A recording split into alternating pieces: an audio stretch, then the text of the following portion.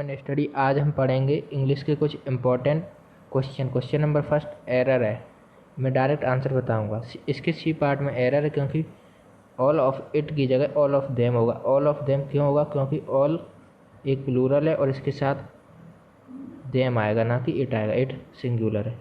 इसके question number second, ये भी एक एरर है। इसके बी पार्ट में एरर है। इसके बी पार्ट में एरर क्यों है? क्योंकि यहाँ पे दैट देयर की जगह यहाँ पे हर चिल्ड्रन होना चाहिए, क्योंकि एवरी है तो एवरी एक सिंगुलर वर्ड को शो करता है, एवरी वोमेन, तो यहाँ पे हर होना चाहिए। थर्ड क्वेश्चन, यहाँ पे ये डिक्लेयर को हाईलाइट किया गया है। इसकी जगह क्या क्या आ सकता है? आप क्वेश्चन पढ़ लीजिए पहले। प्रेडिक्ट, ऑगर, प्रोटेंड और नो इम्प्रूवमेंट। तो यहाँ पे प्रेडिक्ट आ सकता है। मीन्स हम क्या प्रेडिक्ट कर सकते हैं? प्रेडिक्ट का मतलब क्या होता है कि पहले से बता देना। और भी क्वेश्चन होते हैं जैसे डिक्लेयर का मतलब डायरेक्ट कह देना, पब्लिकली। ऑगर का मतलब होता है साइन दैट कि ये हो सकता है या नहीं हो सकता है। प्रोटेंड का मतलब होता है to be sign of warning और that something going to happen. Fifth question, इसमें हमें फिल इन द ब्लैंक्स भरने हैं। क्या क्या हो सकता है? कन्वेंस हो सकता है, डिवाइस हो सकता है, इंस्ट्रूमेंट हो सकता है या एपरेटस हो सकता है। तो इसमें डिवाइस सही आंसर होगा। सिक्स्थ क्वेश्चन, इसमें भी हमें फिल इन द ब्लैंक्स भरने हैं। तो I have no experience to work, experience in work, experience on work and experience of work. तो इसमें experience of work is the right answer. ऐसे सेवेंथ क्वेश्चन, ये एंटोनिम्स और सिनोनिम्स बताने। Reprisal का मतलब किसी चीज़ को सपोर्ट करना या उसके रिटेलिएट करना, तो रिटेलिएशन इसका राइट आंसर हो जाएगा। तो B is the right answer. Answer देखते हैं। सेवेंथ क्वेश्चन भी एंटोनिम्स सिनोनिम्स है। इसमें इसका वर्ड, करेक्ट वर्ड बताना है। शाइनिंग, इसका मतलब होता है आशावादी और ऑप्टिमिस्ट, तो D is the right answer.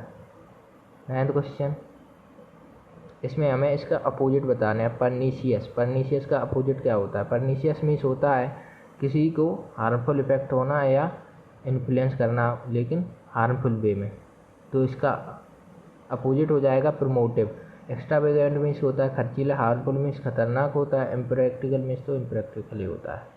ऐसे ही 10th क्वेश्चन, पेलेबल, इसमें भी हमें अपोजिट बताना है। ऑप्शन है क्रिएटिव, इमेजिनरी, फ्रेश, इनोवेटिव। पहले इसका आंसर देख ले। पेलेबल का मतलब होता है something that can be touch और फेल्ड, मीन्स जिसे हम फील कर सकते हैं। इमेजिनरी तो जानते हैं जिसे फील नहीं कर सकते, इसका आंसर क्या हो जाना चाहिए? इमेजिनरी। क्रिएटिव मीन्स क्रिएटिव होना, फ्रेश मीन्स ताज़ा, इनोवेटिव मीन्स इनोवेटिव होना। इसमें हमें वन वर्ड सब्स्टिट्यूशन बताना है। That can be heard, can't be heard. क्या हो सकता है? एस्पिरेंट, इनऑडिबल, इन अंडेशन, क्रीमेंटोरियम। तो इनऑडिबल हो जाएगा राइट आंसर। कुछ अदर वर्ड जैसे एस्पिरेंट, एस्पिरेंट का मतलब होता है who has ambition for fame, जिसके अंदर एम्बिशन हो, इच्छा हो फेम पाने की। इन अंडेशन का मतलब होता है rising of body of water, means किसी का पानी पे तैरना बॉडी का। क्रीमेंटोरियम का मतलब होता है place where dead bodies are burn, means जहाँ डेड बॉडीज को जलाया जाता है। 12th question, public festivals occurring at a regular time in a year. जो पब्लिक फेस्टिवल एक साल में आते रहते हैं, तो इसको क्या कह सकते हैं? ऑप्शन है अपोस्टेड, डायूर्नल, पैरामोर, कार्निवल। कार्निवल कहते हैं जो एक साल में त्यौहार होते हैं। अदर जैसे डायूर्नल मीन्स एक दिन में एक बार, पैरामोर मीन्स सेक्सुअल पार्टनर और लवर, जैसे हमारी कोई लवर हो। अपोस्टेट का मतलब होता है one who abandons his religious faith, means apostate का मतलब जो अपने रिलीजियस फेथ को छोड़ दे। 13 question, a book of instruction, ये भी वन वर्ड सब्स्टिट्यूशन है। ऑप्शन है manual, forgery, euphonious, creditable. Manual, manual guide होती है उसे ही कहते हैं तो इसका राइट आंसर हो जाएगा ए। फोर्जरी का मतलब क्या होता है? फोर्जरी का मतलब होता है किसी counterfeits of things, means dealing of counterfeits of things, means किसी को गलत चीज़ दिखाते फोर्जरी कर देते हैं डॉक्यूमेंट्स की वजह से। इफोनियस का मतलब होता है साउंडिंग और प्लीजेंट, मीन्स अच्छा लगने वाला। क्रिएटेबल का मतलब होता है deserving public acknowledgement and praise.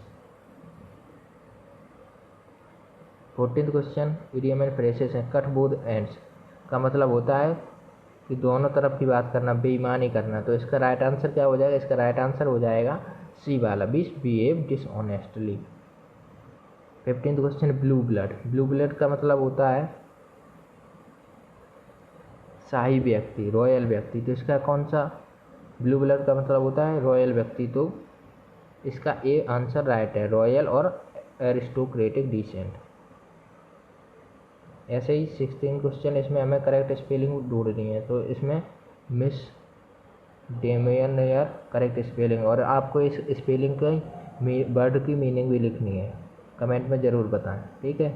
तो मिस डेमेयर तो सही है, और दूसरों को देख लेते हैं किस किस में क्या प्रॉब्लम है। जैसे मिस्चीवियस है, मिस्चीवियस में यहाँ पे ऊपर देखिए ध्यान से, आई ई और आई की गलती है, आई पहले आएगा मिस्चीवियस में। वैसे मिसकैरियज में डबल आर होता है।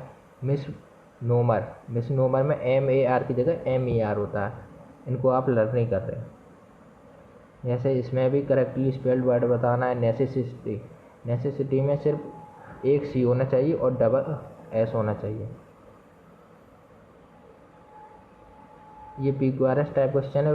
PQRS टाइप में आपको पहले ढूंढना होता है। जैसे there are main some stores है, स्टोर्स के बाद दैट लगना चाहिए। चलो पी पहले हो सकता है। That make it easy who have with reasonable goods for people are limited budget। तो पहले हमको देखना चाहिए कि हम किस किस को कैसे लगा सकते हैं। तो यहाँ पे there are some stores with reasonable goods है, हो सकता है। अब यहाँ पे डायरेक्ट इसके बाद दैट भी दैट, इसके बाद that make it easy who have for people are limited budget, who have a people who have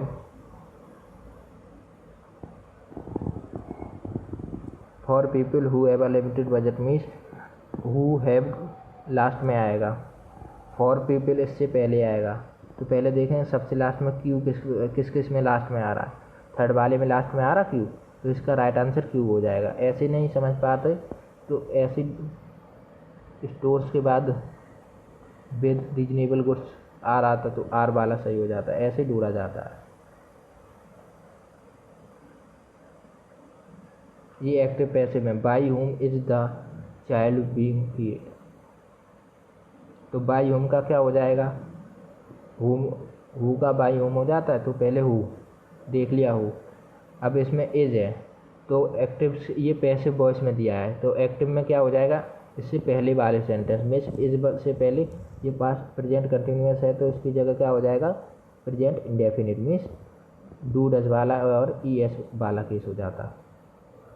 who is feeling, इसमें ये कुछ तो मिस्टेक है, ये गलत टाइप हो गया है। ऐसे ही direct and direct, be careful the steps are very slippery I born him. तो be careful I born him, I born him पहले आएगा, उसके बाद to be careful as the steps were slippery. यहाँ पे आर किस में चेंज होना चाहिए था? बर में। तो सबसे पहले देखो बर में कौन कौन से सेंटेंस में आ रहा है, तो सी थर्ड और फर्स्ट। अब थर्ड और फर्स्ट में हमें ढूंढना कि कौन सा सही है। थर्ड और फर्स्ट में देखिए to be careful and the steps were very slippery, और यहाँ पे as the steps were slippery. यहाँ पे ये अपॉस्ट्रोफी लगा तो as the steps were slippery. Thank you.